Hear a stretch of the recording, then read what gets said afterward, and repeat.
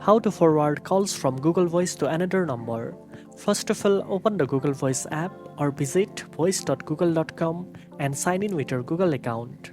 Tap the menu icon and select Settings from the list. Under the linked number section, you will see the numbers currently linked to your Google Voice account.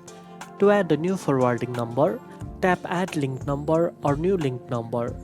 Enter the phone number where you want your calls forwarded and tap Send Code.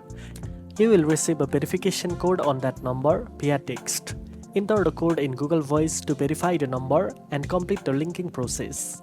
Once verified, calls to your Google Voice number will ring on the forwarded number as well, letting you answer calls from multiple devices or phones.